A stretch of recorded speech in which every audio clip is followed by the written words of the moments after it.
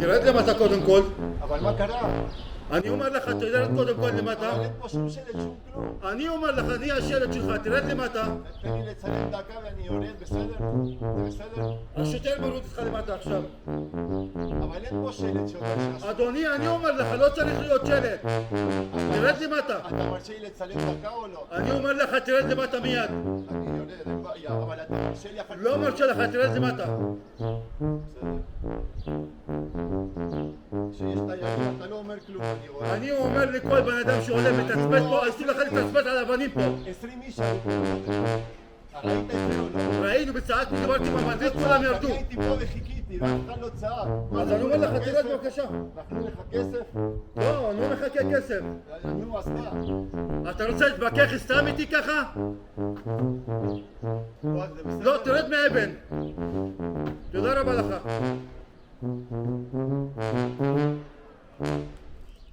Shalom amigos, les habla Sergio Bacari del canal Un Bacari Suelto en Israel, otra vez con ustedes. Y acá estoy lejos, es que estoy subiendo por las escaleras originales que conducían al segundo templo de Jerusalén. Y están hechas de tal forma que la gente tenía que concentrarse para subirlas porque son dos escalinatas chiquitas y un espacio para caminar. ¿Por qué hacían esto? Para que la gente se concentre, no entre corriendo al gran templo que estaba detrás suyo, enseguida se los voy a mostrar.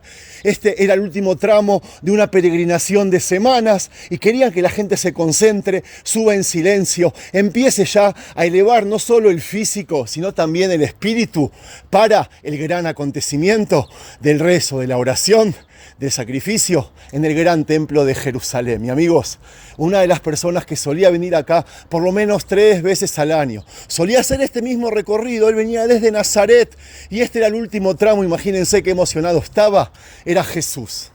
Y el video de hoy va a ser sobre Jesús, pero más que nada sobre su nombre. ¿Por qué nosotros lo llamamos Jesús?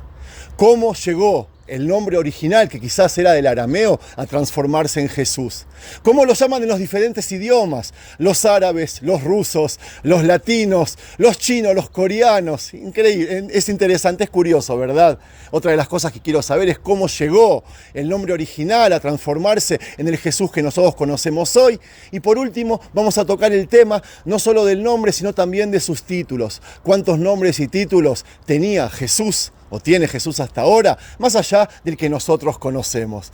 Amigos, vamos a hacer un recorrido por este espacio que solía transitar Jesús, visitar Jesús, piscinas de purificación antes de elevarse al templo, las tiendas que habían aquí, el lugar donde se donaba el medio shekel, esa moneda que se donaba para poder tener acceso al gran templo de Jerusalén. Y mientras nosotros vemos todo esto, vamos a hablar de lo que les acabo de decir. Amigos, desde ya, gracias por participar, los quiero mucho, me encanta que me acompañan en los paseos y si les gusta el material, no si están de acuerdo, si les gusta el esfuerzo mío, el material que les traigo, no se olviden de regalarle un me gusta. Y esto que vamos a ver acá es el muro sur, aquel que sostiene la explanada del templo y como les decía, se entraba al mismo. Allá al fondo, el monte de los olivos y por estas escaleras, amigos, caminaba Jesús. Y cuando se estudia el personaje de Jesús de Nazaret desde el punto de vista histórico, se suele usar su nombre propio. Pero está también Cristo y Jesucristo, que son términos pertenecientes al ámbito religioso. Cristos es un término griego que significa ungido y que usaba con frecuencia Pablo de Tarso, una de las figuras más importantes en los inicios del cristianismo. Una figura que contribuyó en gran medida a difundir las enseñanzas de Jesús en el Imperio Romano. Pablo de Tarso, les recuerdo, tenía raíces judías, pero se había formado en la cultura griega y romana. Cilicia, su región natal, era en el sureste de la actual Turquía y había sido fuertemente helenizada como parte del Imperio Seleucida. En el momento de su nacimiento, llevaba unos 70 años bajo dominio romano. Gran influencia, como les dije. A menudo se le llama el apóstol de los gentiles, porque nacido en un punto de confluencia entre el mundo oriental y el occidental, supo adaptar el mensaje evangelizador para hacerlo llegar a un público de cultura helénica. Amigos, Pablo de Tarso, al hablar de Jesús, solía referirse a él como Jesús Christos. Jesús el ungido, que se contrajo en el nombre de Jesucristo, por la gran influencia que tuvieron sus escritos. En la formación del cristianismo, este término terminó siendo adoptado en el ámbito religioso para hablar del personaje en su aspecto místico, mientras que el nombre Jesús se usaba y se usa hasta el día de hoy para referirse al hombre, a la persona. No pasar, dice aquí en el cartel. ¿Ustedes lo vieron? Yo tampoco vi el cartel.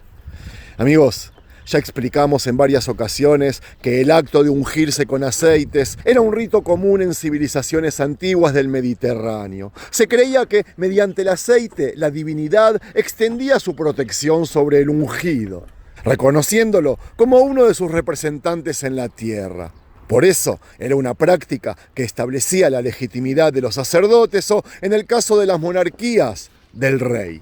Y amigos, ya que hablamos de rey, no sé si ustedes también se rieron como yo cuando el flamante rey Carlos III de Inglaterra se quedó en calzones la semana pasada frente a millones de televidentes para ser ungido. No es que lo hayamos visto en calzones, pero lo encerraron entre 3-4 paredes para que se pueda quedar en calzones y que la gente no lo mire. Pero a mí eso me causó gracia. Fue raro, ¿verdad? Pero hay que saber que el rito de la unción, Yancy me dijo que se dice unción, ya se mencionaba en la Torá como procedimiento por el cual los reyes recibían esa aprobación. En el caso de los reyes de Israel, era una aprobación doble. Una por parte de los sacerdotes, en nombre de Dios, y otra por parte de los representantes de las tribus, en nombre del pueblo. La consideración de ungido, en hebreo Mashiach, siempre les digo, de donde proviene el término también Mesías, sin embargo no se limitaba solamente al rey. La tradición judía, por ejemplo, atribuye este título a un amplio abanico de personajes que se consideran enviados de Dios desde los patriarcas hasta el emperador persa Ciro el Grande, que había liberado a los judíos del exilio en Babilonia y patrocinado la construcción del segundo templo de Jerusalén. Sí, amigos, arriba nuestro, porque nosotros hacemos videos desde el lugar de los hechos. Amigos, mejor me voy de aquí, me parece que me metí demasiado. Desde que Pompeyo el Grande anexó Judea a los dominios romanos en el año 63 a.C., aparecieron varias figuras que se autodenominaron Mesías. El historiador Flavio Josefo menciona a 9, además de Juan el Bautista y al propio Jesús. Que fue considerado por sus seguidores como el último Mesías que había sido profetizado en la Torá, aquel que traería el reino de Dios sobre la tierra y el fin de las guerras. Mientras seguimos recorriendo el Opal, aquellos alrededores antes de entrar al segundo templo, les cuento que cuando el cristianismo se estableció como culto organizado, este aspecto mesiánico se convirtió en el pilar fundamental para la legitimación del poder religioso, con la figura del Papa como intermediario elegido por Dios. También el Islam heredaría este concepto. Ellos consideraron, eso sí, a Jesús como el penúltimo de los Mesías, lo llaman profeta y sabio, antes de Muhammad o Mahoma, que es el Mesías de ellos. Pero la pregunta de hoy, amigos, es ¿cómo se llegó al nombre Jesús, verdad? El Evangelio de Lucas dice lo siguiente: Hiné tahari betildi ben betikrei shmo Yeshua. Lo estoy leyendo en hebreo. Yeshua significa salvación. Y amigos, decirle Yeshua es un tremendo error. Y lo siento, lo están llamando mal. Disculpen que un judío sea el que les corrige, pero no me tomen como un judío, tómenlo como alguien imparcial que solo sabe hebreo y que les dice que Yeshua no significa nada. Lo quieren llamar en hebreo Yeshua, con acento en la A, porque estoy seguro de que esa era la intención del ángel Gabriel cuando habló con Miriam, Betulá o la Virgen María, y le dijo que debe llamarlo salvación. Pero hay algo no menos importante. El Nuevo Testamento, según tengo entendido, no se escribió en hebreo, se escribió en griego. Entonces, traducir directamente del hebreo al español es un error porque nos saltaríamos la evidencia histórica y las reglas de los idiomas. No se puede traducir del hebreo al español en el Nuevo Testamento porque no existen manuscritos originales hebreos del Nuevo Testamento, y esa es la verdad. Por ende, el nombre de Jesús debería ser una transliteración lingüística del nombre griego Jesús y no de Yeshua, encontrado en los manuscritos griegos neotestamentarios. Lo correcto es traducir el hebreo a griego y este a español. Tenemos también el problema de que los sonidos de las letras hebreas no tienen correlativo al español. Otro problema, amigos. Lo que nos tienen que quedar en claro es que es una mala traducción, pero la tradición aquí juega un rol fundamental. Jesús, entonces, es un nombre que se adhiere a la tradición y no a las fuentes. Esta es una de las revelaciones más espectaculares cuando se buscan las raíces hebreas de nuestra fe. El nombre en la cultura semita siempre expresará o determinará una característica de la persona, o expresará su futuro, destino o su tarea en la vida. Por eso hay que llamarlo salvación. ¿Cuántas veces nos encontramos en la Biblia que el nombre pasó a ser una profecía misma? Dios está tan interesado en el nombre de sus elegidos que incluso les cambió el nombre para expresar su voluntad como una profecía sobre ellos. Dios así cambió el nombre de Abraham, Sara o del nieto que tuvieron al que pasó a llamar Israel. Cuando nosotros decimos Yeshua, salvación, tenemos que tener en cuenta que es un nombre con significado que era conocido en esos tiempos. Aparece varias veces, como en Divrei Hayamim o 2 de Crónicas 31:15. Aparece en Zachariá o Zacarías 3:1 o en Nehemías o Nehemías 7:43. Y si lo deberíamos traducir directamente al español, tendríamos que decir salvación o Yeshua, con S. Pero al pasar por el griego, sufrió esa transformación. A los nombres que empiezan con I latina, se los cambia por la J, y Yosef pasó a ser José, Irmiau pasó a ser Jeremías, Yehudí es judío, y hay muchos incluso que a Israel le dicen Jisrael. La letra S, al final, es también influencia del griego y a Yoshiau lo tradujeron Josías, a Ishayahu, Isaías y a Zachariá, Zacarías. Así llegamos a Jesús, amigos. Espero que me haya explicado bien y les haya quedado claro.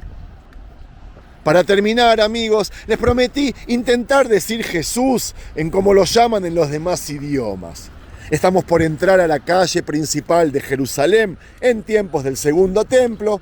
Por aquí transitaba gente de todo el mundo y aunque no eran los mismos idiomas que los de hoy, si acercaríamos aquí a la población actual, ellos lo llamarían Isa, si son primos musulmanes, los brasileros Jesús, los chinos Yesu, los croatas Isus, los checos Yeshish, los daneses Jesús, los holandeses Jesús, los franceses Jésus, los alemanes Isus, espero que los esté diciendo bien, los griegos le dirían Jesús como les dije antes, los italianos Jesu, los japoneses Yes, los coreanos Yeso, los polacos Jesús y los judíos los llamamos Yeshu, muy parecido a como lo llaman en otros varios idiomas. En cuanto a los títulos, bueno, yo encontré muchos títulos a Jesús, supongo que debe haber más. Me estoy refiriendo tanto a los nombres como a los títulos. Yo anoté aquí Dios, unigénito Dios, Salvador, Señor, Hijo de Dios, Hijo unigénito, Hijo del hombre, el Cristo, por supuesto, la piedra angular, cabeza de la iglesia, Santo, Juez, Rey de jueces, Luz del mundo, Príncipe de paz, Alfa y Omega, Emmanuel, yo soy, y después de aquí se le agregan unas cuantas cosas, Señor de todos, el buen pastor, el Cordero de Dios, el mediador, la roca. Bueno, amigos, la lista es de más de 200, no la voy a decir toda aquí. Esta es solo una introducción. Y amigos, creo que llegó la hora de cerrar el video. Antes de cerrar, quiero que tengan en cuenta que quien hizo este video es un judío sin ninguna intención de ofender.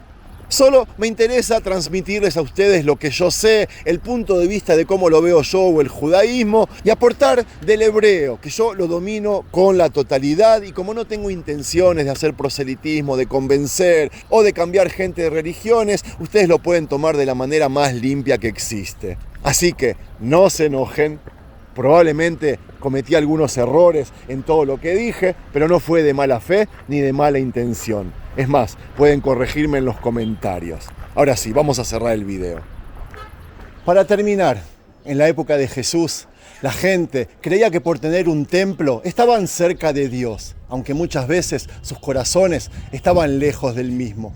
Aquellos que admiraban el templo, Jesús le decía que de aquel templo no quedará piedra sobre piedra, y aquellos que lo admiraban les decía que todo iba a terminar. ¿A qué se refería?